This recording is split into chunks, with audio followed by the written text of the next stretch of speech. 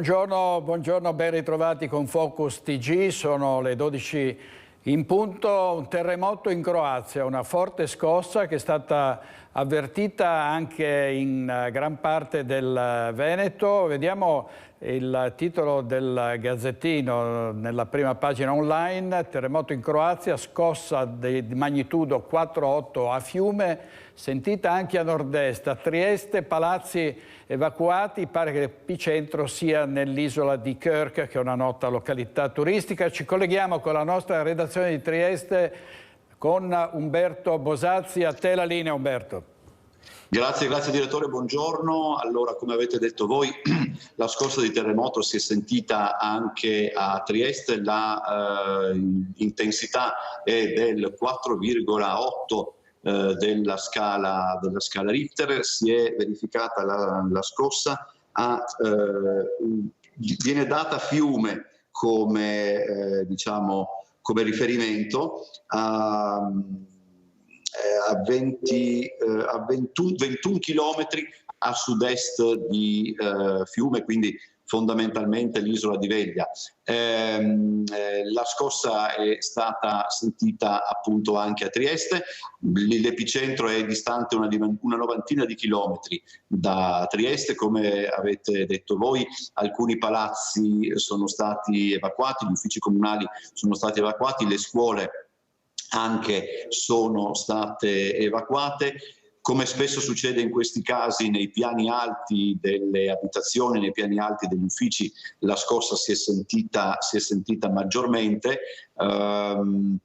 Parlando un po' con la gente, con chi vive e lavora per strada, nella fattispecie i tassisti, non mi hanno segnalato, come posso dire, situazioni particolarmente caotiche rispetto alla normalità, per cui molto probabilmente per questioni precauzionali appunto le scuole e gli uffici sono stati evacuati. Fra l'altro i dipendenti comunali evacuati subito dopo la scossa sono rientrati abbastanza presto nei loro uffici, quindi da questo punto di vista la faccenda si è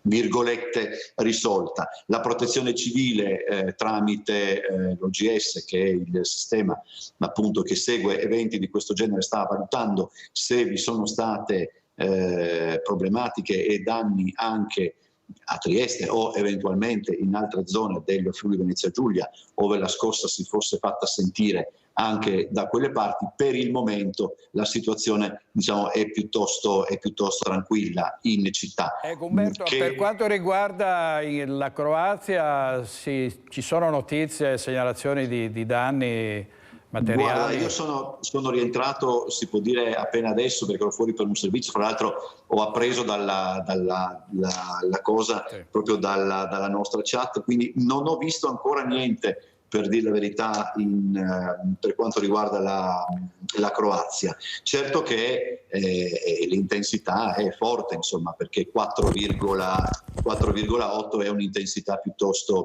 importante, diciamo così.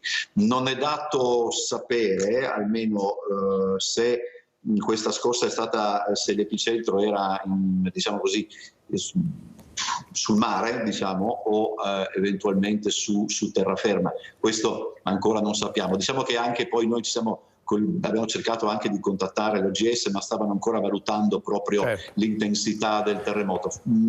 Che io ricordi, un evento relativamente simile si era verificato, credo, un paio d'anni fa. Anche in quel caso per dire la verità, mi sembra che in quel caso l'epicentro fosse in Slovenia, però anche in quel caso si era proceduto evacuando, per quanto riguarda Trieste, gli uffici pubblici e le scuole, e poi ripeto, da quel punto di vista la cosa si era risolta in tempi relativamente. Umberto, allora restiamo che se ci fossero aggiornamenti importanti riprendi pure la linea. Ok, perfetto. Grazie molte a Umberto Bosazzi della nostra redazione di Tele4 a Trieste. Andiamo avanti con la cronaca, perché c'è un'altra notizia importante. Sono stati identificati 3 ragazzini che hanno lanciato i sassi da un cavalcavia ovviamente è successo nel Trevigiano, come sapete, colpendo un'auto, per fortuna senza gravi conseguenze. Vediamo la notizia. 3 ragazzi, tutti minorenni, i carabinieri di Montebelluna hanno identificato i presunti responsabili del lancio di una pietra sulle auto in corsa dal cavalcavia sulla Pedemontana, ai confini tra Montebelluna e Trevignano, nel pomeriggio di domenica. Il sasso aveva colpito sul lato del passeggero il parabrezza della macchina di grossa cilindrata di un automobilista toscano che sui social aveva denunciato l'episodio, poi ripreso anche dalle autorità comunali e dal sindaco di Montebelluna, Adalberto Bordin. Il vetro era rimasto lesionato, ma fortunatamente i 3 occupanti sono scesi dalla macchina illesi. Immediata era scattata la denuncia per individuare quei ragazzini in bicicletta che erano stati notati sul cavalcavia e che si erano dileguati subito dopo. Le indagini dei militari dell'Arma hanno portato nel giro di pochi giorni all'identificazione dei 3 ragazzi, la cui posizione è ora al vaglio della Procura per i minorenni. Il servizio di Lina Paronetto. Adesso andiamo da Ilaria Marchiori in diretta da Mestre, perché c'è stata l'ennesima spaccata, questa volta ai danni di un salone di bellezza. A te Ilaria. Sì, buongiorno direttore, buongiorno ai nostri telespettatori. Un'altra attività che è stata presa di mira dai ladri. Ci troviamo in Corso del Popolo a Mestre. Questa volta si tratta di un salone di parrucchiere, il salone I Ricci, di proprietà del signor Giorgio Negrisolo. Allora Giorgio, che cos'è successo? Praticamente al mattino una cliente è passata verso le 7 del mattino e ha visto la porta aperta, praticamente divelta più che aperta, e mi ha chiamato, visto che aveva anche il mio numero di telefono. Sono corso immediatamente e c'era la porta appunto con un buco sotto. Sono passati da sotto alla porta, perché io avevo anche una griglia esterna che l'hanno lasciata intatta, però sono riusciti da sotto a passare. Quindi difatti nei video che ho anche visto c'era un ragazzo, mi sembrava molto magro, forse l'abbiamo anche un po' individuato, perché con il video che ho collegato della mia vicina di negozio, che anche lei 2 mesi fa ha avuto lo stesso danno. Sì, perché ci sono proprio le immagini delle telecamere. Delle telecamere, e lei tra l'altro ha anche proprio il viso, si vede molto bene il viso, e come struttura fisica sembrava lo stesso. Quindi penso che siano sempre gli stessi che hanno randellato praticamente tutto il Corso del Popolo. Nell'arco di 3-4 mesi, secondo me, hanno aperto una ventina, se non 25 negozi in questo piccolo periodo. Tra l'altro, come è successo anche per molti altri commercianti che sono stati colpiti, ancora una volta sono stati più i danni che il furto. Sì, effettivamente una volta entrati, oltre al danno della porta e il furto di un computer portatile che avevo qui in cassa, non hanno portato via niente, hanno portato via solo delle mance delle ragazze, che poi insomma si tratta di poche decine di euro, e addirittura nel cassetto, che c'erano delle piccole monetine, 10, 15, 20 centesimi, li hanno addirittura lasciati là. Quindi non ho capito bene onestamente cosa siano venuti a fare, hanno ribaltato tutto, ma non penso che uno lasci l'incasso o un fondo cassa nutrito all'interno del negozio tutta la notte. Quindi evidentemente questo loro pensavano. Invece di danni, di quanto parliamo? Danni parliamo che la porta, ho fatto un paio di preventivi, va dai 2.500, 3.000 ai 5.000 euro, perché deve essere una porta un po' di una certa consistenza, anche per l'assicurazione che vuole qualcosa, perché altrimenti se no non pagano. Ecco, tra l'altro ricordiamo che è proprio di qualche giorno fa l'approvazione di una delibera da parte della Giunta Comunale per aiutare i commercianti e chi ha subito danni proprio attraverso dei rimborsi, un aiuto concreto. Però forse questo va bene perché dà una mano in qualche modo, però quello che ormai tantissimi di voi stanno chiedendo è addirittura un presidio di controllo fisso. bilancio. Sì, difatti quello che, oltre che sicuramente se il sindaco riesce ad elargire questi fondi è una gran bella cosa per noi commercianti, che praticamente non siamo solo al lavoro, ma qui siamo in guerra ormai. Il discorso è questo, che se si riuscisse nelle vie principali, dico io adesso una così, magari anche mi sbaglierò, però Corso del Popolo, via Cappuccina e via Piave, che sono le 3 arterie principali di Mestre, che si esce da Mestre e si entra da Mestre, quindi anche un biglietto da visita, un presidio fisso, magari 3-4, che ne so, anche dell'esercito, qualsiasi sia, insomma, che vengono presidiati giorno e notte, che poi con dei telefoni o walkie-talkie si avvisano da un lato all'altro delle 3 arterie principali, giusto per riuscire ad avere un minimo di deterrente per queste persone che ormai fanno quello che vogliono nella nostra città. Dopo aver pagato anni di tasse, non solo io, mio papà, miei nonni, ci troviamo a avere una città che è ormai in balia degli eventi e del malaffare. Io spererei, oltre che gli incentivi che servono per farci andare avanti, che per la città ci sia qualcosa di valido per tenerla pulita e con pochi delinquenti. Delinquenti ci saranno sempre, ma perlomeno meno, e che se li catturano magari scontino la loro pena. Anche questo è un altro punto importante. Ecco, questa è una delle richieste che saranno all'origine di quella che sarà la manifestazione, il corteo che si svolgerà la prossima settimana, il 24, proprio per lanciare un forte messaggio all'amministrazione comunale. Io ringrazio il signor Giorgio Negrisolo Grazie a voi. E restituisco la linea allo studio. Grazie molto Ilaria e al signor Negrisolo. Esasperati gli esercenti, è comprensibile il loro stato d'animo, è un continuo riscontrare, raccontare spaccate a Mestre, ma non soltanto. Tra l'altro il Corso del Popolo è una zona centralissima. Violenze anche sui mezzi pubblici, come vi abbiamo raccontato ieri. Rivedremo l'autista che è stato aggredito a Riese Pio X, ma c'è stata un'altra aggressione, questa volta su un treno, prima che arrivasse a Schio, aggrediti il macchinista e uno dei passeggeri. Hanno aggredito un viaggiatore e il macchinista in stazione a Schio. Gli agenti della Polizia Ferroviaria di Vicenza hanno individuato e denunciato, in collaborazione con i carabinieri della stazione di Malo e la Polizia Locale del Consorzio Alto Vicentino, 2 cittadini italiani di 19 e 21 anni, entrambi residenti in provincia di Vicenza, per aver aggredito a bordo treno un viaggiatore ed il macchinista la serata del 26 dicembre a bordo di un treno regionale in arrivo alla stazione ferroviaria di Schio.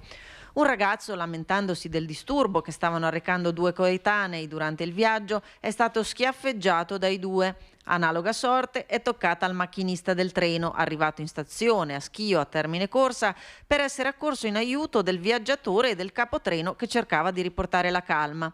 Le indagini, condotte dalla Polfer di Vicenza con l'esame delle immagini dell'impianto di videosorveglianza e grazie alla descrizione fornita dalle vittime e testimoni ai carabinieri, hanno permesso di individuare ed identificare i presunti aggressori. I 2 giovani sono stati denunciati alla Procura della Repubblica per percosse, lesioni personali e violenza nei confronti di un incaricato di un pubblico servizio.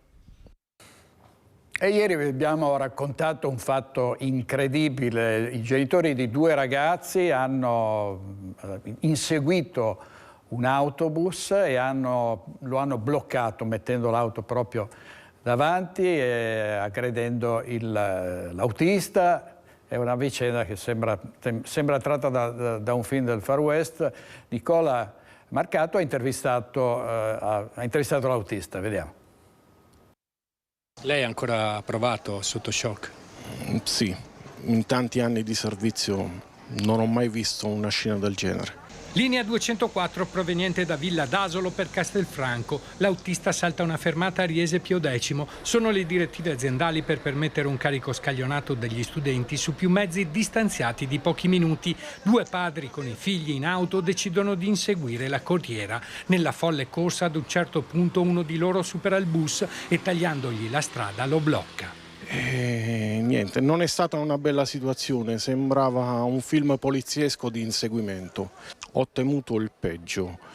E la freddezza mi ha fatto pensare di caricare quei 2 ragazzi che praticamente facevano parte delle 2 famiglie e tentare in qualche maniera di attenuare gli animi. Fortunatamente è stata così e l'ho pensata giusta. In quella maniera l'accusa si è un po' attenuata. Pochi secondi dopo si è aggiunto anche il secondo genitore, momenti di alta tensione che l'autista, nonostante lo spavento, ha saputo gestire. Ci siamo divincolati da una situazione che sicuramente avrebbe avuto un brutto epilogo. Senta, all'interno del suo mezzo i ragazzi erano spaventati. Tutti ammutoliti, perché non credevano ai loro occhi di quello che stava succedendo. Gli autisti della MOM sono spaventati. Le aggressioni si sommano di giorno in giorno. Dopo le baby gang e i balordi di ogni tipo, ora la pazzia di 2 padri con i loro figli. Situazioni del genere non devono ripresentarsi. Abbiamo bisogno di aiuto. Di maggiore sicurezza? Assolutamente sì. E ci sono nuove direttive, nuove normative dell'Unione Europea perché entro il 2035 spariscano le auto e i mezzi a benzina e diesel per far posto, per segnare l'avvento delle auto elettriche. Vediamo il titolo di un giornale, La Verità: ecofollia dell'UE, auto green, solo auto green dal 2035. Ovviamente ci sono molte preoccupazioni dell'industria del settore, di tutto l'indotto, ma anche degli automobilisti, degli stessi benzinai. Ci colleghiamo adesso in diretta con Fabio Mason. A te la linea, Fabio.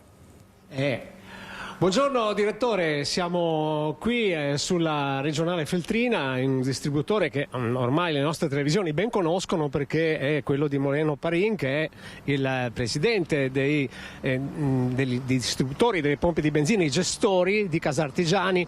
Anche lui naturalmente è rimasto un po' perplesso da questa decisione. Abbiamo parlato molto di questa faccenda, adesso si stanno riorganizzando un po' i gestori delle pompe di benzina, oppure secondo lei è ancora una faccenda che dovrà andare per le lunghe? Riorganizzando in parte sì, ma comunque andrà per le lunghe, perché comunque i distributori di carburanti non saranno il punto principale dove ci saranno le colonnine di ricarica, perché come stanno già facendo nei parcheggi pubblici in città, nei centri commerciali, nei ristoranti, in qualsiasi spazio dove c'è un piccolo parcheggio possono installare la colonnina, cioè la colonnina non ha bisogno di nulla per essere installata. Il problema principale è capire dove troveranno la corrente di queste colonnine, sarà corrente pulita o sarà corrente prodotta da centrali che sono nucleari oppure centrali a carbone costruite in fretta come ha fatto qualche altro Stato. Per cui il problema sostanzialmente non riguarda i distributori, ma riguarda nel suo complesso tutta la gestione dell'energia elettrica delle macchine. Attualmente non c'è la corsa all'elettrico puro perché comunque non conviene, anche perché essere corrente costa parecchio. L'auto elettrica costa parecchio e non credo che il governo finanzierà l'acquisto di auto elettriche a livello gratuito. Faranno qualche offerta perché i soldi altrimenti li troviamo sulla corrente elettrica, sui carburanti. Oltretutto questa decisione è troppo frettolosa, fermo restando che in ogni caso l'inquinamento va combattuto il più possibile, ferma lo sviluppo dei carburanti alternativi che comunque possono funzionare sulle auto a motore normale, ferma lo sviluppo dei motori stessi, che comunque non ha più senso sviluppare motori ecologici perché comunque se fra 10 anni non possono più produrre auto con motori tradizionali non ha senso neanche spendere milioni o miliardi per un progetto di motori nuovi. Ma diventa interessante anche come potrebbe essere ristrutturata l'ubicazione degli stessi distributori, perché adesso per esempio la storia ci insegna che nelle città quando c'erano i distributori di benzina sono stati tolti per portarli in periferia. Adesso che cosa succede? Che bisognerà riportare i distributori nelle città perché sono più comodi in città. E poi se uno deve fare un lungo viaggio, dove troverà? Quanto tempo si dovrà fermare per fare la ricarica? Non è come fare il pieno di gasolio, fare il pieno di energia elettrica cambia tutto. Cambia sostanzialmente l'uso dell'autovettura. Intanto bisogna stare molto attenti a non essere riserva, perché differentemente se resti a piedi con una macchina a benzina fai una passeggiata, prendi una tannichetta e riparti. Se stai a piedi con l'auto elettrica chiami il carro attrezzi, quindi diventa molto importante l'attenzione del cliente, cioè non può aspettare di essere in riserva. Quando è già a 2/3 di consumo deve fare la ricarica, ma la ricarica non è che arrivi lì, attacchi la spina e vai, devi, come già succede adesso, prenotarti la ricarica. Poi devi aspettare mezz'oretta per la ricarica, se è quella veloce, se è quella lenta è tutto un altro discorso. Quindi se non c'è un'installazione massiccia di colonnine, una produzione massiccia di energia elettrica, il tutto viene vanificato, cioè non è così semplice come ce la vogliono vendere, è molto molto più complicata. Quindi la faccenda è parecchio spinosa e parecchio articolata. Io, se non ci sono domande, restituisco la linea allo studio. Barry, poi magari se per caso riesci a sentire anche qualche automobilista, vediamo se sentiamo anche altri pareri eventualmente. Grazie a te e al tuo ospite. Assolutamente. Grazie molte. Intanto, dopo questa decisione del Parlamento europeo, le polemiche, i timori di un intero comparto, quello dell'automotive in particolare. Sentiamo cosa dice il numero 1 di Texa, azienda di Monastier, leader del settore. Vediamo.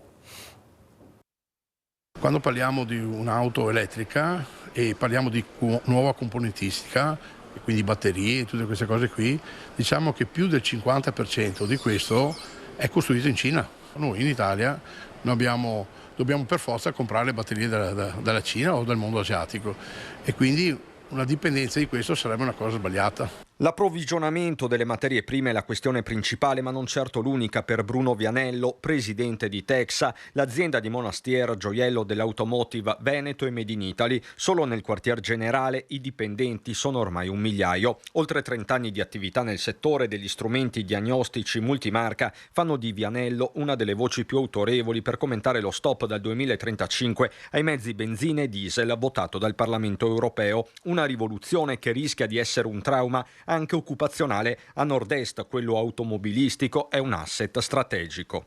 L'automobile, non solo italiano ma tutto europeo, rischia tantissimo per le ragioni che vi ho appena detto, ma non solo.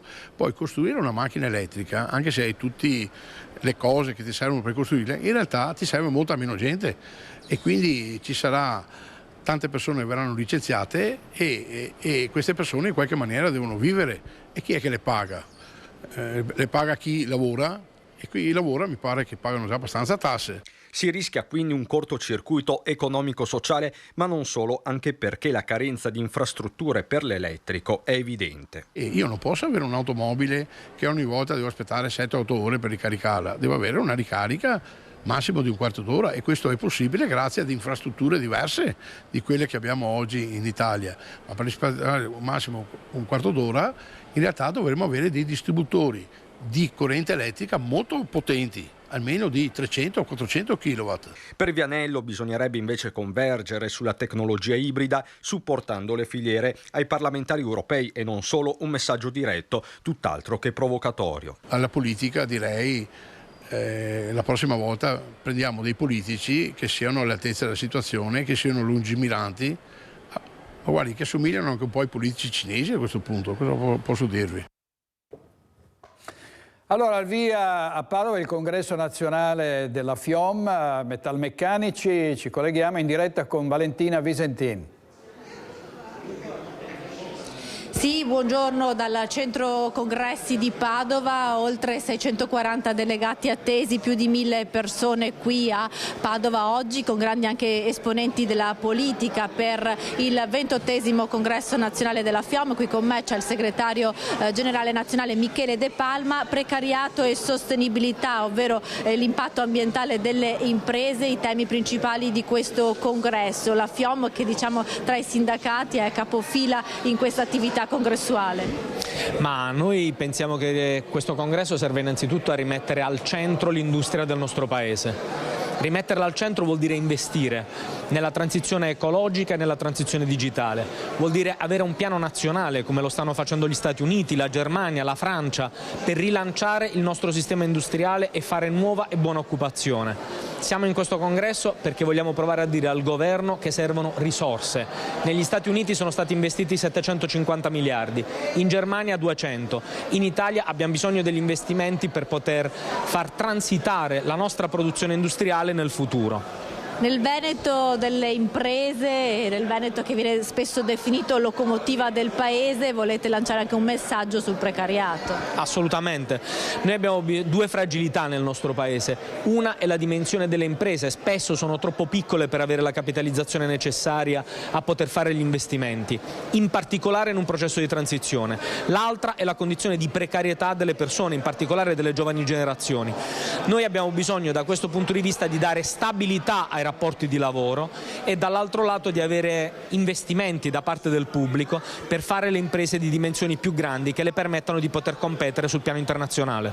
Ecco, a breve inizieranno i lavori, l'apertura ufficiale intorno alle 13:30 con il sindaco di Padova Sergio Giordani. Nel pomeriggio attesi anche ospiti importanti come Giuseppe Conte dei 5 Stelle e Nicola Frattoianni di Rifondazione. Sì, ci sono anche intellettuali, associazioni, movimenti, insomma questo è un congresso non chiuso ai metalmeccanici, ma che i metalmeccanici aprono al resto della società, perché noi la società, siccome così com'è non va, la vogliamo cambiare.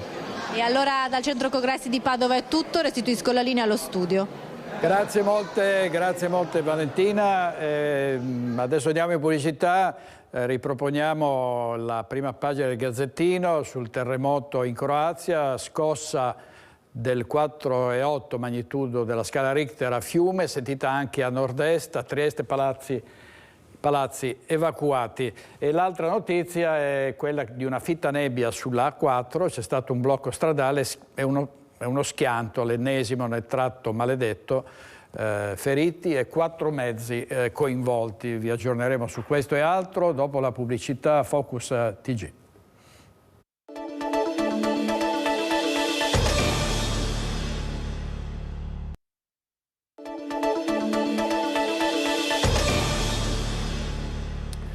Eccoci di nuovo in diretta con Focus TG, sono le 12:30, si sta parlando moltissimo delle auto elettriche che dovremo avere entro il 2035, dal 2035 in poi non ci potranno più essere, a detta dell'Unione Europea, auto e mezzi di trasporto che vadano a benzina o a diesel. Sentiamo cosa ne pensano i cittadini e ci colleghiamo con Monica Smiderle da Bassano. A te la linea, Monica. L'Unione Europea ha deciso che dal 2035 sarà vietata la vendita di auto nuove alimentate a gasolio o a benzina. Secondo il Premier Giorgia Meloni è una decisione che è destinata a penalizzare molto l'industria italiana dell'automobile. Ma sentiamo che cosa ne pensano i bassanesi. Io penso che sia prematuro capire se è giusto o se è sbagliato, perché tanti dicono che le auto elettriche c'è il problema dello smaltimento delle batterie, ma non si sa come inquinano, quanto inquinano, quindi è tutto prematuro, vedremo cosa succederà. Penso che è una buona riuscita se funzionerà. C'è il problema però dell'indotto, ci sono milioni e milioni di famiglie che saranno a terra, ma nel frattempo, e bisognava già aver provveduto, bisognava già aver pensato prima, con un'alternativa. Poi c'è il problema delle batterie, c'è il problema delle ricariche, che non ci sono. In Italia siamo gli ultimi in Europa ad avere questi punti di appoggio, quindi sarà un grosso problema. È un po' un problema perché non tutti riusciranno a fare questo cambio, questo passaggio all'elettrico, quindi non lo so. L'industria può darsi che non sia preparata per quella data, pur essendo lontana, ma il tempo passa in fretta. Lei sarebbe pronto oggi a comprare un'auto elettrica, ad esempio? No, e le dico anche perché. Perché a benzina ci sono distributori dappertutto, colonnine di ricarica elettriche molte meno. Io credo che bisogna andare in una direzione in cui ci sia un risparmio energetico, anche per un costo economico, perché costa la benzina e anche il gasolio. Sì, io sono d'accordo sul fatto che bisogna salvaguardare questa terra che sta purtroppo precipitando in una brutta situazione per i nostri figli, per i nostri nipoti. Lei che auto ha? Ho una Mitsubishi Outlander PHEV. È alimentata come? Benzina e elettrica, si carica elettricamente, ho i pannelli fotovoltaici, me lo carico a casa e non inquino perché in città vado solamente a elettrico. E non sono assolutamente d'accordo perché dopo tutti gli accessori, tutte le batterie, tutte quelle cose lì dicono che dovremmo dipendere dalla Cina e quindi no, io dico restiamo così, è un'assurdità secondo me. Penso che non si sia guardato all'industria locale di produzione di materiali perché il motore elettrico lo andiamo a prendere in Cina, quindi mi sembra che sia un po' azzardata, però io ho la macchina elettrica. Come la ricarica? A casa, però non so quanto mi costi, ma così mi piace usare. Per salvare l'ambiente penso che sia una cosa molto utile. Quindi bisogna farlo, ecco qua. Bisogna anche lo Stato che dà gli incentivi a quelli che bisognosi, insomma, per comprare una macchina. Potremmo provare a vedere il successivo sviluppo di questa tecnologia delle auto elettriche. Vedo che ci sono questi ibridi che stanno andando abbastanza bene, anche se benzina o gasolio vedo che ancora girano parecchio.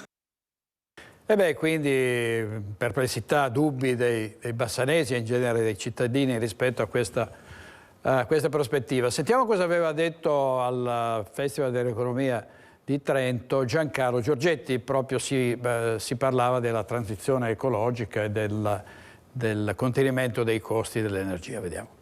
Stress sul tessuto imprenditoriale.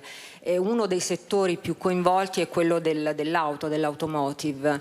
Vorrei capire come sta procedendo il suo ministero tra incentivi, riconversione e riqualificazione. Se ci sono questi due fronti, se c'è uno sbilanciamento diciamo, sul fronte degli incentivi, se occorre tenere in equilibrio i due aspetti. Innanzitutto abbiamo ottenuto un grande successo che dopo tanta insistenza finalmente tutto il governo ha capito quanto fosse importante l'industria dell'automotive per vari motivi, non soltanto nella produzione diretta di autovetture, autoveicoli eccetera eccetera, ma anche nella componentistica, e quindi abbiamo fatto un piano finalmente pluriennale a lungo termine fino al 2030 mettendo risorse importanti e abbiamo inizialmente finanziato la domanda e i cosiddetti incentivi per l'acquisto di auto ecologiche, diciamo così. Adesso c'è tutta la parte relativa all'offerta che in realtà è quella che a me interessa di più, e cioè tutto un set di contribuzioni, incentivi all'industria italiana che opera in questa filiera a tutti i livelli, dal produttore finale, noi parliamo ovviamente di Stellantis, a quello che fa i pezzi di componentistica per Stellantis, ma anche per l'industria automobilistica tedesca, eccetera, eccetera, a in qualche modo investire, riconvertire la produzione in modo compatibile con quello che è evidentemente il destino di un'industria che non potrà confidare sul motore endotermico. E su questo aspetto la posizione italiana che io ho sostenuto fin dall'inizio, all'inizio solitario, adesso un po' meno solitario, è che il destino non può essere considerato soltanto quello dell'auto elettrica. Noi sosteniamo che in base al principio di neutralità tecnologica sarà la tecnologia e poi i consumatori a decidere se si andrà soltanto con auto elettriche, con auto idrogeno piuttosto che con i biocarburanti. E questa è una battaglia che stiamo facendo e stiamo facendo anche a Bruxelles per far passare questo concetto che inizialmente a partire dal COP26, dalla mitica riunione di Glasgow, non era affatto consentito, nel senso neanche ragionare all'alternativa all'auto elettrica. Invece io penso che la tecnologia possa fare enormi progressi. Sui biocarburanti credo che l'Italia sia la prima in Europa e forse al mondo per quanto riguarda la ricerca e la sperimentazione, e noi dobbiamo fare passare il concetto che dobbiamo offrire un set di alternative, anche perché se ci affidiamo unicamente all'auto elettrica dobbiamo sapere che in questo momento l'80% di tutto quello che sta dietro un'auto elettrica è di riferimento cinese. Ecco, e questo era il Ministro dell'Economia e dello Sviluppo Economico Giorgetti che ha parlato prima che queste sue dichiarazioni rese prima che l'Unione Europea decidesse di bloccare le auto diesel e a benzina dal 2035. Avete sentito che il parere era quello negativo rispetto a questa trasformazione. Non ci possono essere soltanto le auto elettriche, aveva detto Giorgetti. Auto elettriche, ovviamente uno degli obiettivi è anche quello di diminuire lo smog, l'inquinamento, che è sempre altissimo anche nelle nostre città, dove si superano tranquillamente le soglie di allarme del PM10. Sentiamo cosa dicono i cittadini in questo servizio di Anna De Roberto a Padova. Lo vedo, diciamo, anche dal treno, provenendo a Padova si comincia a vedere una specie di grigiore sopra anche i campi, le case eccetera, che si attraversano prima di arrivare in città. Poi si arriva in città che effettivamente l'aria è pesante. 6 giorni consecutivi di aria avvelenata, la concentrazione di PM10 in città continua ad aumentare e, complice il meteo, rischia di proiettare Padova dallo stato di allerta arancione a quello rosso. Una condizione percepita per molti padovani.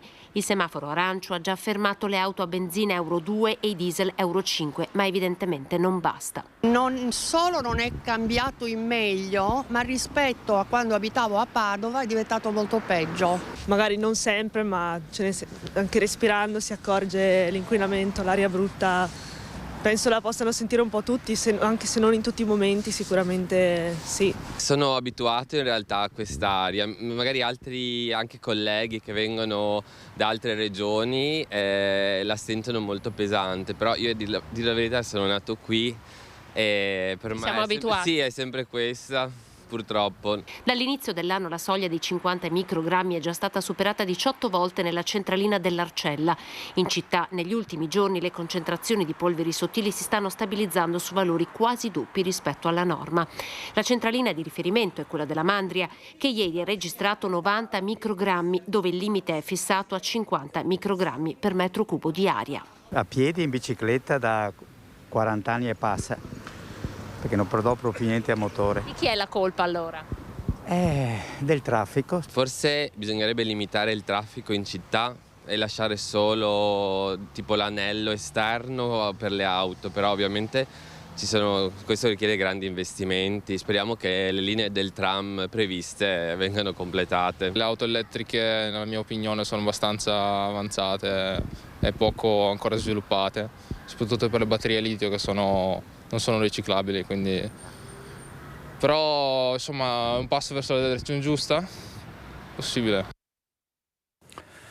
La notizia con cui abbiamo aperto questa edizione del Focus TG è quella del terremoto in Croazia, avvertito anche in Friuli Venezia Giulia e anche in Veneto, in varie città, una scossa di magnitudo 5,0 della scala Richter, quindi una scossa forte con epicentro a 21 km dalla città di Fiume. Paura e gente scesa in strada nel capoluogo friulano. Sono stati evacuati in particolare gli uffici comunali. Se avremo altre notizie su eventuali danni ovviamente vi aggiorneremo. Adesso torniamo alla cronaca nera. La caccia ai ladri è sempre in corso, le forze dell'ordine fanno di tutto per evitare che ci siano razzie negli appartamenti e nei negozi. Vediamo i risultati di una operazione dei carabinieri che hanno sgominato la banda della Golf bianca e con l'accusa di furto aggravato sono stati arrestati 2 albanesi irregolari ed è caccia ad un terzo. Sentiamo. Abbiamo attivato questo servizio costante con più autovetture dell'Arma e abbiamo cercato di monitorare ogni loro spostamento in attesa di intervenire alla prima favorevole occasione. Quasi 10 giorni di pedinamenti, visione delle telecamere, appostamenti, ma alla fine i carabinieri sono riusciti a incastrarli. Si tratta di 2 cittadini albanesi, trentenni irregolari, arrestati in flagranza. Si cerca invece un terzo uomo. Sarebbero loro gli autori di diversi furti commessi nell'ultimo periodo tra Trevigiano e provincia di Padova. La segnalazione è partita a inizio mese da un cittadino di Castelfranco, insospettito dai movimenti di alcuni soggetti a bordo di una Golf bianca. Da qui la caccia che culmina la sera del 13 febbraio, quando in due entrano in un'abitazione di Campigo dopo aver scassinato la finestra del salotto e rotto una tenda. In casa, al piano di sopra, ci sono le figlie della proprietaria di 25 e 19 anni che, sentiti i rumori, avvisano la madre, che a sua volta chiama i militari dell'Arma. I ladri, che si sentono scoperti, si danno la fuga scavalcando la recinzione. Scatta il blitz, le pattuglie, ben 5, sono già in zona. Ne nasce un inseguimento rocambolesco. La Golf è lanciata a oltre 150 km/h. Dopo il furto i soggetti si sono dati alla fuga in maniera molto veloce tra le strade, evidentemente conoscevano anche molto bene l'ubicazione delle strade, quindi per raggiungere Trebaseleghe erano a velocità molto elevata. L'uomo alla guida si ferma una prima volta in piazza Trebaseleghe, dove scendono i due complici. Subito intercettati, uno viene arrestato, l'altro si dilegua. Pensando di farla franca, il terzo rimette in moto l'auto, ma viene bloccato in zona Castelfranco e qui braccato. Le perquisizioni hanno permesso di recuperare 3 cacciaviti e dei guanti. Per uno in particolare vi sono indizi di un suo coinvolgimento in un furto a Villa d'Asolo il 9 febbraio scorso, quando dalla casa di un 29enne sono stati rubati dei monili d'oro. I 2 arrestati si trovano in carcere, uno a Treviso, l'altro a Padova, un'indagine classica. Certamente di raccolta di elementi, soprattutto quelli forniti anche dai cittadini, e poi l'attenzione nel controllo del territorio, che diventa fondamentale anche per creare con i cittadini appunto un rapporto di collaborazione che risulta determinante. Come sapete c'è Murales e Murales. Vediamo l'ultimo del celebre street artist Banksy, vediamo cosa è comparso su un muro di una casa inglese in un paesino. C'è una casalinga anni 50 che peraltro ha un occhio pesto e dall'altra parte spuntano le gambe di un uomo che è stato evidentemente inserito in un cassonetto dei rifiuti. Vedete, è stata una donna che è stata maltrattata e che quindi si vendica buttando il marito o l'amante all'interno di un cassonetto dei rifiuti. Questo è il significato del Murales di Banksy. Ha fatto il giro del mondo, anche perché poi sono arrivati gli spazzini inglesi, hanno preso il cassonetto dei rifiuti e l'hanno portato via, e quindi è rimasta l'immagine della casalinga e le gambe che spuntano, e questo pare che fosse tutto calcolato per dimostrare poi che quest'uomo era un rifiuto che andava proprio buttato via. E poi ci sono dei murales, se torniamo in Italia, che riguardano uomini e donne della politica e che spesso sono un vilipendio alle istituzioni, come quello che vediamo adesso a Padova, dove la Presidente Giorgia Meloni è stata raffigurata insieme a Matteo Messina Denaro. Vediamo. La premier Giorgia Meloni sorridente mentre stringe la mano all'ex latitante di Cosa Nostra Matteo Messina Denaro. Sopra di loro la scritta in rosso "In buona fede", l'allusione alla falsa identità utilizzata dal superboss durante la latitanza, quando si faceva chiamare Andrea Bonafede, ma anche un'assonanza "in buona fede". Il murales provocatorio realizzato dallo street artist padovano Ivy Rain era comparso lo scorso 22 gennaio sul muro di un palazzo di via Marsala nel centro storico di Padova. Per questo motivo l'artista è stato indagato per vilipendio. Questa mattina i poliziotti della Digos di Padova hanno perquisito la sua abitazione, trovando la bomboletta spray utilizzata, i vestiti e il tablet con il quale l'artista si era ripreso mentre eseguiva la sua opera d'arte. Il murales era stato realizzato, fotografato e postato dall'artista sui social e poi subito rimosso durante la notte. Ieri sera a Focus abbiamo avuto in diretta Patrizio Miatello, che ci ha dato notizie importanti per i risparmiatori truffati. Il fondo FIR di 500 milioni è salvo, non sarà disperso, almeno speriamo, in 1000 rivoli, perché c'è stata una mozione plenaria di tutto il Senato che all'unanimità ha detto questi soldi vanno dati ai truffati. Una notizia importante. Però nel frattempo ci sono le conseguenze di un'altra truffa, quella della NFT, i cui dirigenti sono stati arrestati. Sentiamo il servizio di Christian Arboit. tra i reati ipotizzati per questa vicenda c'è l'associazione a delinquere, perché queste truffe non erano casi isolati, ma erano posti in essere da una struttura di carattere associativo che aveva anche proprio una società come la NFT, costituita apposta per compiere questi reati di intermediazione finanziaria abusiva e di truffa nei confronti degli investitori, e quindi si tratta di un reato commesso in forma associata. Si allarga lo spettro di indagine attorno alla New Financial Technology, l'azienda di Silea che avrebbe truffato migliaia di investitori promettendo cedole mensili da capogiro, ma poi facendo sparire i soldi. Una mega truffa da 260 milioni di euro che ha valicato i confini nazionali. Non a caso due dei principali protagonisti, i trevigiani Christian Visentin ed Emanuele Giullini, si trovano a Dubai, alle prese anche lì con problemi giudiziari del tutto simili, sempre presunte truffe, sempre con i bitcoin,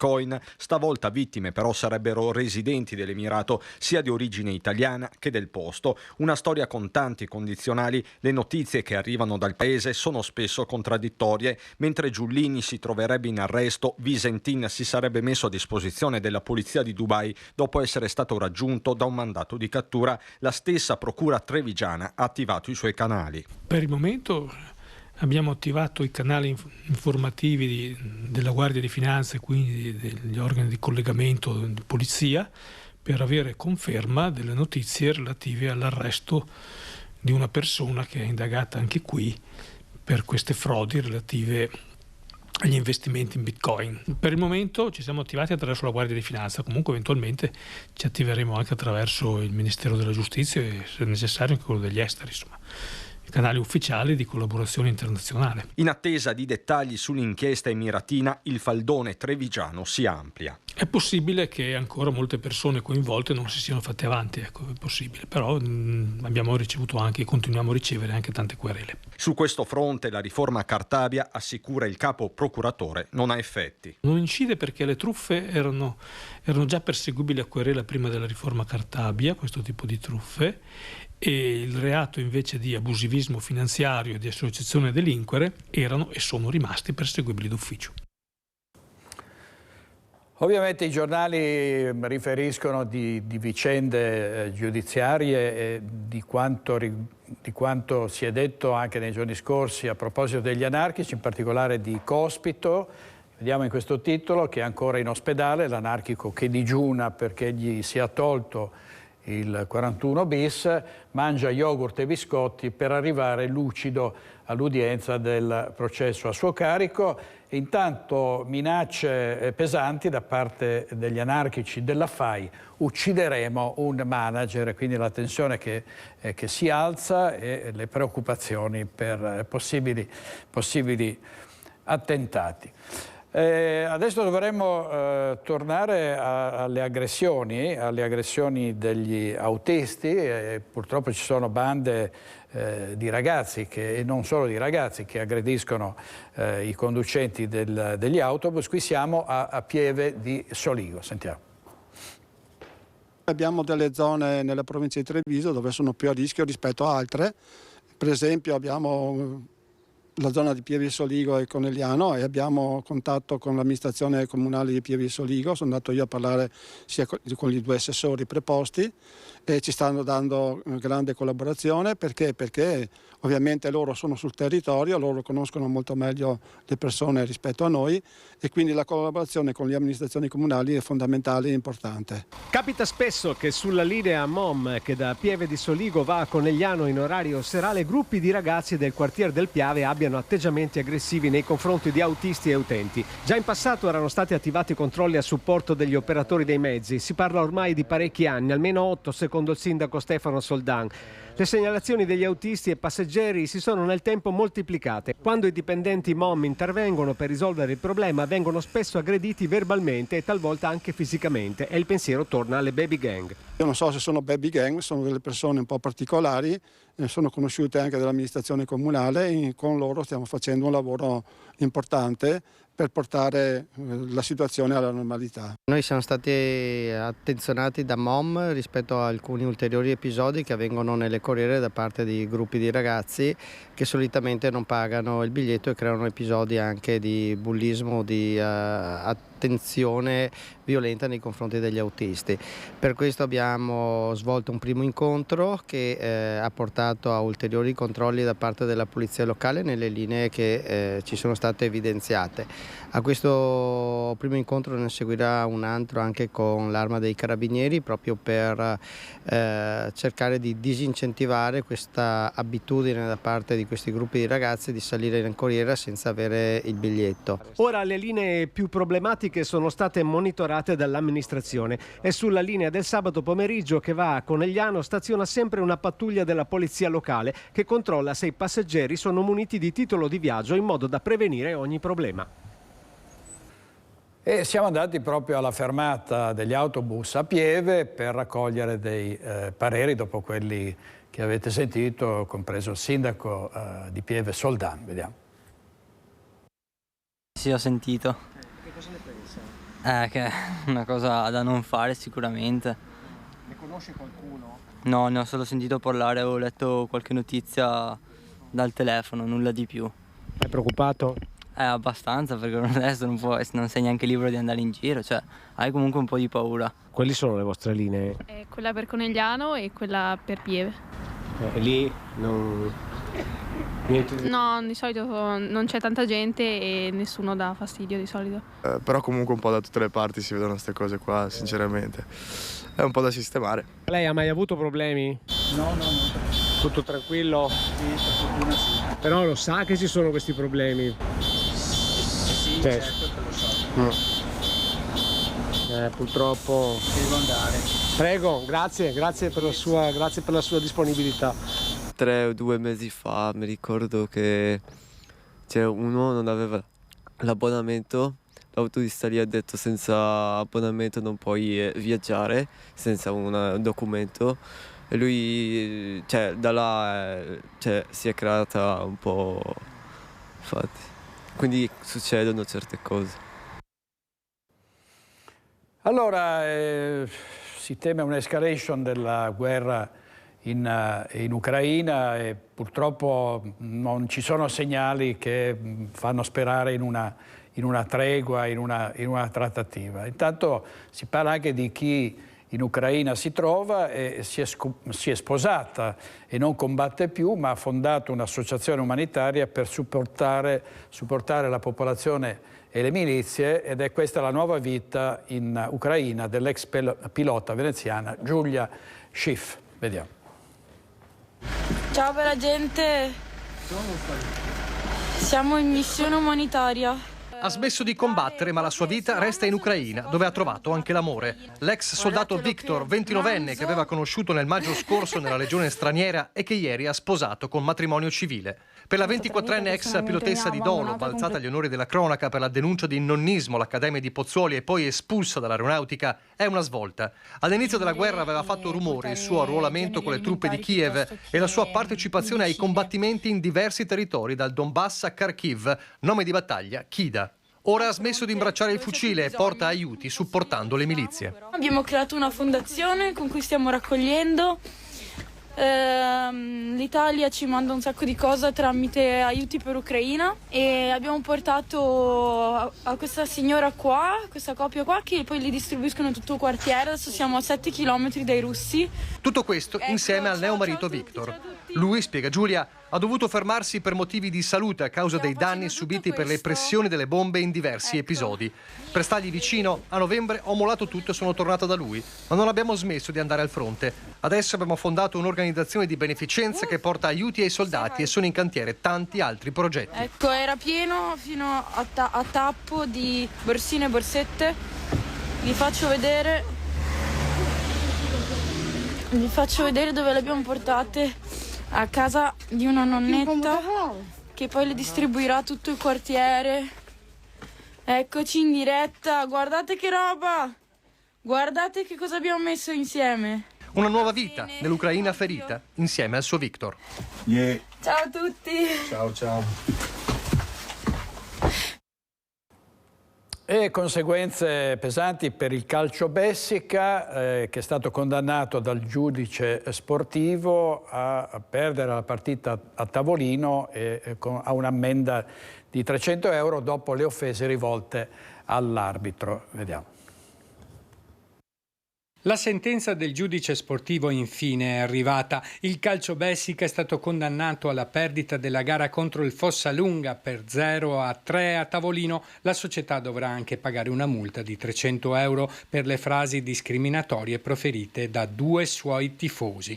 In queste ore un tifoso implicato nella vicenda ha chiesto scusa. È un uomo di 80 anni con un passato da dirigente sportivo. Domenica scorsa dagli spalti ha offeso pesantemente l'arbitro Mamadi Cissé durante la partita di calcio di seconda categoria tra Bessica e Fossalunga. La sua rabbia ingiustificata si è innescata quando il direttore di gara ha fischiato un rigore al 44esimo minuto del secondo tempo. L'80enne ora è pentito ed è pronto a scusarsi di persona. L'arbitro valuterà se incontrarlo o meno. Dopo il caso di Sheriff Traoré nel rugby e della pallavolista Paola Egonu, le denunce a sfondo razziale sono in aumento e non riguardano solo il mondo dello sport, ma anche la vita di tutti i giorni e gli ambienti di lavoro di molti immigrati. Purtroppo questa situazione sta diventando sempre più grande.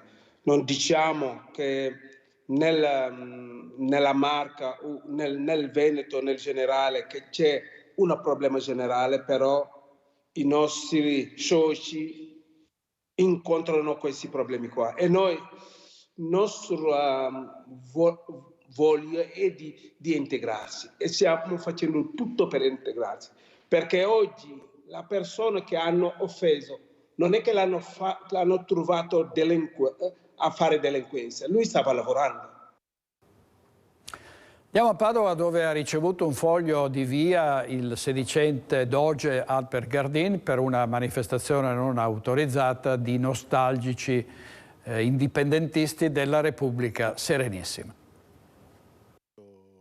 Non potranno venire a Padova per un anno Albert Gardin, l'autoproclamato doge, e i componenti del sedicente minor consiglio erano venuti in città lo scorso 4 febbraio con il loro passaporto veneto e avevano manifestato sul sagrato del santo a favore di un loro simpatizzante friulano in carcere a Udine per un cumulo di reati, quale oltraggio ai magistrati in udienza, calunnia, soppressione e occultamento di atti veri, violazione della pubblica custodia. La manifestazione però non era stata autorizzata e per questo il gruppo era stato identificato e denunciato dai poliziotti intervenuti sul posto. Successivamente la questura di Padova ha disposto un foglio di via di un anno a carico del gruppo di nostalgici indipendentisti della Repubblica Serenissima di Venezia. Il provvedimento della polizia contro le istituzioni venete non ci stupisce, esprime il forte disprezzo del regime italiano occupante verso la libertà di opinione, ha commentato Albert Gardin. Bene, chiudiamo questa prima parte di Focus TG. Avremo 2 ospiti in studio per l'approfondimento tra pochissimo. State con noi.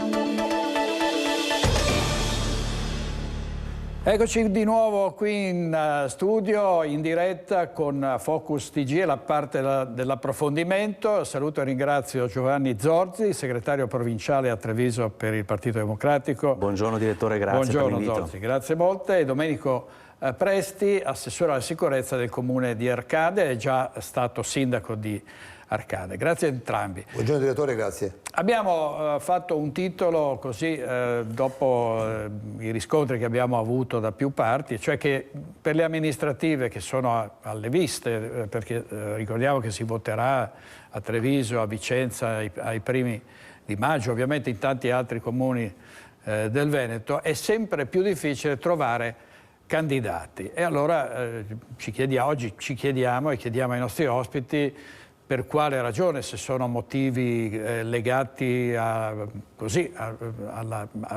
altre professioni che i candidati in genere ovviamente svolgono, motivi di prospettive, motivi di quale genere? Zorzi, come mai è così difficile? È vero che è un periodo in cui si dice che davvero bisogna avere coraggio anche per fare il sindaco, perché fare il sindaco o comunque l'amministratore comunale non è una passeggiata, sono responsabilità, sono diciamo impegni non di poco conto. Cosa sta succedendo? Partiamo da Treviso. Sì, beh, quello che registriamo, a parte che siamo ancora in cantiere aperto, quindi è chiaro che in questo momento le liste difficilmente si possono chiudere, così come è successo anche in passato. Però registriamo, e questo lo posso dire insomma anche in presa diretta dalla mia esperienza di segretario provinciale in questi anni, una costante, progressiva difficoltà a trovare persone disposte a mettersi in gioco per la propria comunità. Questo secondo me è un tema che va posto trasversalmente, destra-sinistra. Io ho visto anche nelle competizioni amministrative precedenti difficoltà anche da parte di forze molto più radicate di noi nel territorio della provincia di Treviso di riuscire a chiudere le liste. Ma questo va di pari passo con quello che abbiamo assistito questo fine settimana per le elezioni regionali in Lazio e in Lombardia, un allontanamento, una disaffezione della gente dalla politica. Purtroppo noi scontiamo decenni in cui si è in qualche maniera visto la politica come qualcosa di poco pulito, di poco trasparente, un lavoro per pochi che vogliono in qualche maniera guadagnarsi la poltrona, quando non è così, perché poi abbiamo visto chi invece si candida, si mette a servizio della propria comunità, lo fa con grande impegno, lo fa non per un tornaconto personale, ma proprio perché vuole cercare dal suo piccolo di cambiare le cose.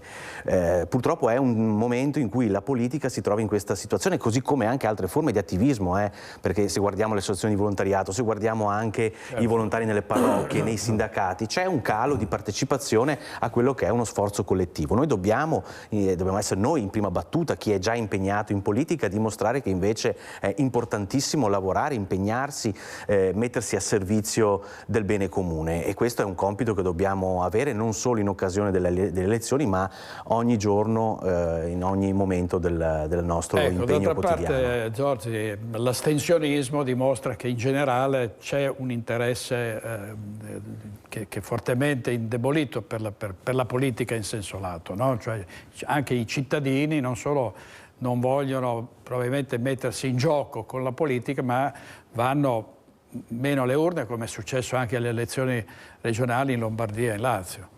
Sì, l'avevamo visto anche l'anno scorso, se si ricorda, direttore, alle elezioni amministrative, anche qui in provincia di Treviso, dove si erano registrate delle percentuali altissime di astensione. Si andava insomma su sindaci eletti con poco più del 50%, se andava bene, degli aventi diritto. Quindi è un fenomeno che purtroppo man mano che passa il tempo si sta consolidando sempre di più. Dobbiamo assolutamente impegnarci tutti assieme. Questo è uno sforzo che mi auguro venga condiviso anche dai colleghi del centrodestra, insomma da quelli che poi nella sfida politica sono gli avversari, però è uno sforzo che dobbiamo sostenere tutti insieme, perché ne va della qualità della democrazia, delle istituzioni, anche perché poi questa narrazione per cui la politica è distante dai cittadini, è fatta a uso e consumo del poltrone, poi si smentisce nei fatti, perché poi chi viene eletto in consiglio comunale o sindaco ha una capacità di intervenire, di interagire su quella che è la realtà della propria comunità altissima, quindi invito veramente tutti a ripensare a quello che è l'importanza della politica oggi in un momento di grandi trasformazioni come quello che stiamo vivendo. Allora, vediamo a Treviso il candidato del centro-sinistra è Giorgio Lenardi, e poi c'è anche il candidato sindaco Nicolò Rocco di Azione. Vediamo. Una politica urlata, una politica che pensa di risolvere i problemi accusando l'avversario di essere incapace, poi quando si candida a governare si rende conto che in realtà i problemi sono molto complessi. Quindi partire dall'idea che i problemi siano complessi porta anche noi ad avere un atteggiamento più rispettoso nei confronti degli altri, e sono convinto che possa nascere un segnale dalla nostra città. Contro l'astensionismo, arrivato a livelli mai toccati prima con le elezioni regionali di Lazio e Lombardia, il candidato sindaco del terzo polo Nicolò Rocco ha idealmente preso carta e penna lanciando un appello ai rivali. Spero che da noi, dai nostri comportamenti, dal nostro lessico possa partire un esempio di buona politica, di dialettica che include e non allontana, scrive, raccogliendo l'adesione di tutti. Condivido la lettera e la accolgo, e ci mancherebbe, lo scontro sarà politico e non certo personale. E secondo me la disaffezione invece, più che per la politica urlata, è una questione di allontanamento delle fasce più deboli della società dal sentirsi inglobate appunto nella società stessa. Il candidato del centrosinistra, Giorgio De Nardi, la definisce un'iniziativa eccellente. Sono talmente d'accordo con quello che hai scritto, dice rivolgendosi a Rocco, da ritenerlo addirittura scontato. Bene hai fatto comunque a ribadirlo. Moderare i toni e rispettare l'avversario è quantomeno dovuto. E il senso della sua presenza. Alla presentazione di Rocco, candidato del Terzo Polo, aggiunge, era proprio questo. De Nardi rilancia proponendo a tutti i candidati sindaco un confronto pubblico sul tema dell'astensionismo, ma sul fair play dello sfidante di centrosinistra è Mario Conte ad avere qualcosa da ridire, e lo fa commentando proprio l'appello del rappresentante del Terzo Polo. Di certo noi possiamo fare la nostra parte con una politica credibile, una politica responsabile, onesta e sincera, e quindi accolgo quello che è l'appello di Nicolò. Spero che lo facciano anche gli altri candidati, in particolare uno che ha deciso di impostare tutta la sua campagna elettorale sullo screditare l'avversario, sul criticare. Ecco, quell'atteggiamento che sta assumendo il candidato De Nardi è esattamente quello che fa sì che la gente non venga a votare. Servizio di Lina Paronetto. Domenico Presti, sono sempre buoni propositi, no? E gli inviti alla collaborazione sono stati lanciati spessissimo anche dallo stesso Mattarella, da tanti altri capi dello Stato, quando c'era proprio uno scontro frontale tra opposte fazioni, e questo succede anche a livello locale. Secondo lei perché non si trovano candidati, o perlomeno si fa oggi più difficoltà rispetto ad altri periodi? Ma in parte do anche ragione a Zorzi, perché effettivamente la politica ha fatto disaffezionare i cittadini, e oggi vediamo, non è in parte anche vero e non è vero il discorso delle poltrone. Ci sono alcuni meccanismi che portano un gruppo di persone all'interno dei partiti a diciamo a coalizzarsi e a occupare anche dei posti che magari, secondo me, non hanno proprio titolo di avere, e questo porta purtroppo le persone che magari avrebbero voglia di cimentarsi ad allontanarsi dai partiti. Noi abbiamo visto negli anni il numero dei tesserati va sempre di più scemando, direttore. Noi vediamo che le persone, io ricordo quando ho cominciato a fare politica negli anni nel 2000, era più facile trovare chi aveva idee e voleva tesserarsi. Oggi la gente, a parte, sono rimasti ormai un sacco di persone che sono abbondantemente sopra i 60 anni, i ragazzi di 30 anni, 25-30 anni, che sono quelli che sono il futuro di questo paese, faticano a venire dentro. Ma perché? Perché non vedono uno sbocco. Quei pochi che arrivano e hanno difficoltà parlano poi chiaramente con quei coetanei, e questo fa sì che il passaparola non permetta di entrare. Dovremmo dare la possibilità invece alle persone, ai giovani, ma a chiunque, di poter dire entro e posso anche fare un percorso, perché no?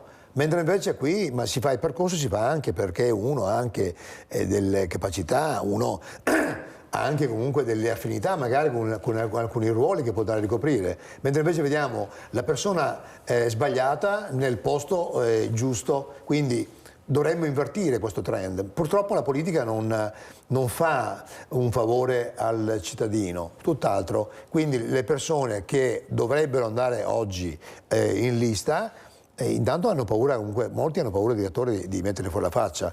Io quando ho deciso di scendere in campo la prima volta come consigliere comunale, l'ho fatto perché avevo i miei figli che erano adolescenti e sentivo che il mio paese aveva bisogno di qualcuno che si desse da fare, e mi sono messo in discussione, mi sono messo in gioco. Però è molto più facile criticare l'operato di chi amministra, che come diceva appunto prima lei giustamente, la responsabilità di un sindaco, di un assessore, di un consigliere sono responsabilità molto gravi, molto importanti davanti alla comunità, ma non soltanto. Noi dimentichiamo che la legge può venire comunque a bussarti alle porte in qualsiasi momento per qualsiasi cosa tu faccia. Quando firmi un atto, se c'è qualcosa che va male, per esempio, possiamo pensare a un evento, no? Che il sindaco firma l'evento, firma la commissione, e se c'è un problema ci ricordiamo il monetto della croda, direttore, no? Non andiamo tanto distante, il sindaco lì è stato incriminato.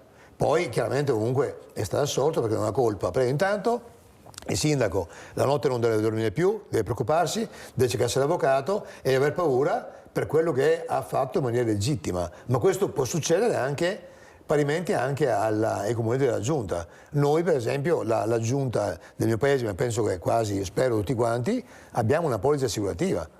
per il ruolo che ricopriamo, che paghiamo di tasca ogni anno, perché ci garantisca, si chiama la polizza RC e la colpa grave, perché nel momento in cui uno sta operando può anche accadere che può sbagliare, questo i cittadini non lo sanno, ma a fronte di uno stipendio che sappiamo comunque essere uno stipendio alquanto misero, chi fa il sindaco non lo fa per i soldi dello stipendio, lo fa perché ha un alto senso civico e perché, come diceva Giorgi prima, ha voglia di fare qualcosa per cambiare, far migliorare la vita della comunità, delle strutture del proprio paese. Cioè, è questo lo spirito che anima ovviamente comunque chi si mette in gioco. Poi in tutto ciò c'è anche chi va per approfittarne, questo purtroppo l'animo umano, sapete come siamo fatti noi uomini, c'è anche purtroppo la marcia in mezzo, ma la gran parte delle persone, il consigliere comunale, direttore, prende un gettone da noi di 18 euro penso nette al mese, cioè, scusate, a seduta, quindi voglio dire, chi lo fa per puro senso civico, quindi io inviterei le persone che molte volte si ritrovano, davanti a un bicchiere, davanti a un caffè, a criticare le amministrazioni, cominciate un po' a pensare magari di mettere anche voi, diciamo, un po' fuori la faccia e capire che non è facile, vista da fuori la politica sembra che sia facile, che non è affatto facile, ma che forse qualcuno di voi ha capacità per dare un contributo. Noi abbiamo bisogno di persone che facciano crescere la nostra comunità. Giorgio, ovviamente tutti i fari sono puntati su Treviso e su Vicenza. Vicenza sfiderà Francesco Rucco, Giacomo Possamai, che è capogruppo del Partito Democratico in Consiglio regionale. La scelta di centrosinistra a Treviso è senz'altro coraggiosa, perché scende in campo non un politico di vecchia data o comunque uno che abbia molta dimestichezza con la politica, ma un imprenditore.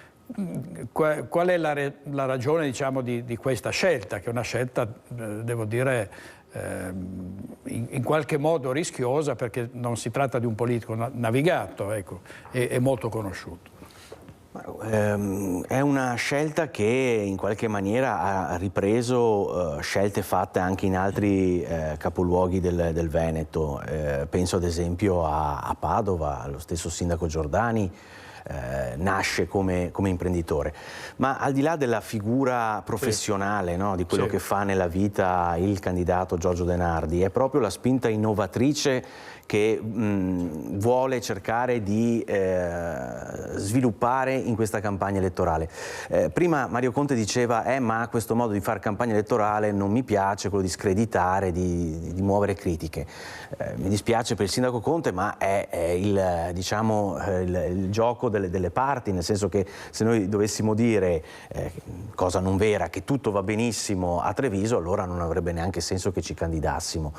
In realtà quello che si vuole fare con la candidatura di De Nardi è mettere in campo una proposta veramente nuova per Treviso, che permetta alla comunità dei trevigiani di migliorare la propria qualità della vita e con idee, ripeto, innovative. E questo è quello che ci rappresenta Giorgio De Nardi. La sua storia personale lo dimostra, insomma, è riuscito a portare avanti un'azienda che è diventata il fiore all'occhiello per il nostro tessuto economico qui della Marca trevigiana e non solo.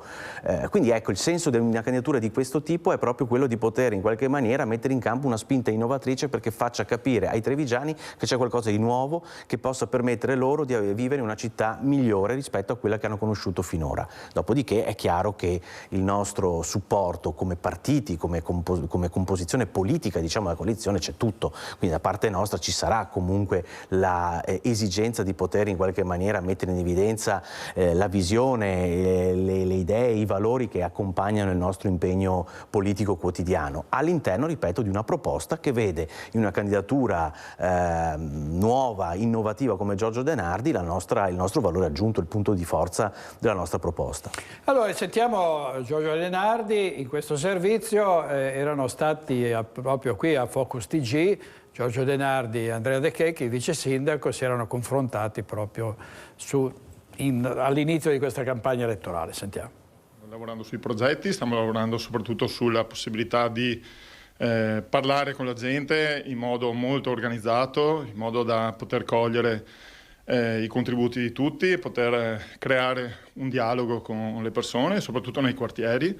Prime settimane di campagna elettorale per il candidato sindaco del centro-sinistra Giorgio De Nardi, giorni che lo hanno portato a contatto con i cittadini per raccogliere l'apporto di tutti, spiega l'imprenditore, che sottolinea come voglia lasciare aperto un confronto con tutte le parti politiche e sociali. Dal singolo cittadino alla grande organizzazione tutti possono contribuire al nostro progetto, dice. Un'interlocuzione che ha messo già al centro i temi che maggiormente stanno a cuore ai trevigiani. Quello che riguarda, diciamo, la famiglia, quindi il problema della casa, il problema della salute, della sanità, il problema della qualità dell'aria, che è pessima. I nostri figli stanno respirando un'aria che è tra le peggiori d'Italia. Credo che sia necessario attivare un rapporto anche dialettico, di collaborazione, di confronto con tutti i cittadini. Quindi questo sarà il prossimo scopo. Confronto dialettico che si è fatto particolarmente acceso tra lo stesso De Nardi e l'attuale vice sindaco di Treviso Andrea De Checchi, entrambi ospiti stamane del direttore Luigi Baccialli a Focus TG. Io non ho interesse privato, personale, come magari altri ne hanno, nel senso che ho un mio lavoro, ho un'attività che funziona bene, quindi questo lavoro lo faccio per Treviso e per la cittadinanza, non per un interesse personale privato. Volevo chiarire molto bene questo. Sì, io spero che quell'altri ne hanno non sia riferito a interesse privato e personale che altri hanno, potrebbe diventare spiacevole come affermazione. No, intendo dire che chi magari non viene eletto rischia di doversi trovare un lavoro che oggi non ha. Cioè io non faccio il politico di professione e credo che fare il politico di professione non sia proprio il massimo, perché poi abbiamo visto che c'è un attaccamento alla poltrona che non è la cosa più sana per una cittadinanza. Bisogna anche stare attenti di non essere quel giocatore che viene chiamato all'85esimo, che passa la partita in panchina e entra, capisce poco della partita che sta giocando e fa un fallo Io credo d'espulsione. che l'alternanza sia fondamentale. Devo dire, sono decisamente imbarazzato, perché io sono abituato ad avere un dialogo amministrativo un po' più complesso. Questo è stato il confronto qualche giorno fa qui a Focus. Domenico Presti, lei è stato sindaco di Arcade, c'è chi, sappiamo, la spinge a ricandidarsi. Ricordiamo che il sindaco di Arcade è stato fino a qualche tempo fa lo scomparso Fabio Gazzabin. E nei suoi progetti può essere possibile? Beh, vorrei ricordare intanto Fabio che ha lasciato un vuoto un po' dappertutto, perché comunque era un punto di riferimento all'interno, per esempio in particolar modo della Lega, è stato un riferimento per molti anni, è stato un punto di riferimento anche per me negli anni che ho vissuto con lui. Abbiamo fatto quasi 18 anni e assieme un percorso di vita molto, molto lungo, e sicuramente c'è gente, direttore, in questo modo qua, che mi sta chiedendo, i cittadini mi chiedono quasi tutti i giorni in piazza, incontro gente che mi chiede: ma allora Nico, cosa fai, torni, non torni, eccetera. E a me, non nascondo, direttore, che è una cosa che fa molto piacere, perché credo che l'amministrare debba essere un servizio innanzitutto, e che sia una passione che deve nascere da dentro per chi ha voglia di stare al servizio dei cittadini. Io non nascondo che mi ha spinto, posso dire che un mio mentore è stato Giancarlo Gentilini negli anni in cui io ero carabiniere qui in Cornalotta, ed è stato quello il modello che ho abbracciato quando ho cominciato a fare politica. Oggi purtroppo vediamo che le persone fanno fatica a entrare, perché, direttore, adesso non voglio criticare il candidato De Nardi, però abbiamo visto che la politica ultimamente tende a precludere delle persone dal mondo civile. Quindi lei capisce bene che se uno ha delle aspirazioni, che ha fatto per anni militanza, che ha fatto per anni, diciamo, un po' gavetta, vorrebbe anche in qualche maniera arrivare a, diciamo, gestire magari in maniera un po' più complessa l'amministrazione, perché un conto fare consigliere o l'assessore, è un conto arrivare magari a diventare il sindaco di una comunità. E purtroppo molte volte questa possibilità ai partiti, ai militanti o ai cittadini che fanno politica da anni non la danno più.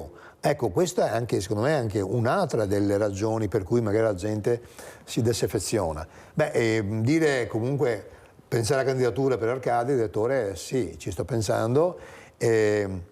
Sicuramente con il fatto che ho rinunciato alla tessera della Lega ancora un paio di anni fa, di sicuro i leghisti chiaramente non me l'hanno perdonata, ma io non ho timore di questo, perché penso comunque che quando uno è tranquillo può andare a testa alta. Io ho aspettato di finire il mio mandato da sindaco, sono stato sì rieletto poi in consiglio comunale come consigliere con i voti della Lega, però credo che uno possa essere anche padrone e direttore nella vita anche di cambiare idee, di cambiare opinione.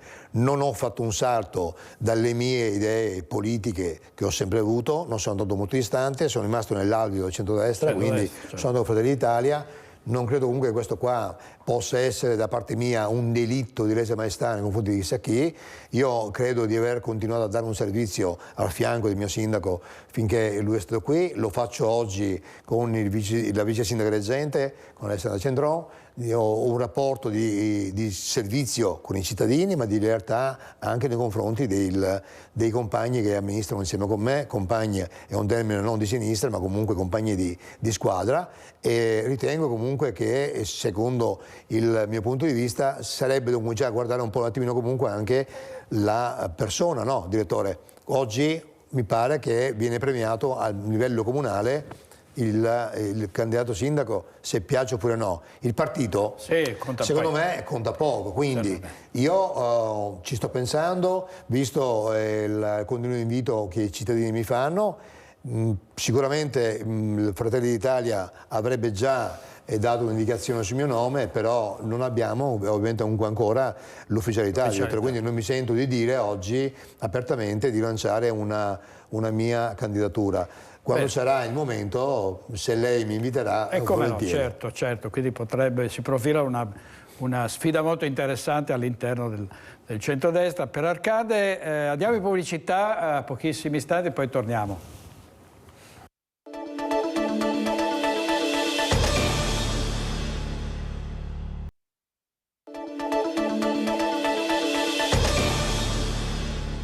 Di nuovo con Focus TG, abbiamo ancora qualche minuto. Il titolo di questa puntata era la difficoltà nel reperire i candidati, no? È sempre più difficile trovarli. Potremmo forse avere un collegamento in diretta, non so se faremo in tempo, con Carlo Alberto Inghilleri e il sindaco di Vicenza Francesco Rucco.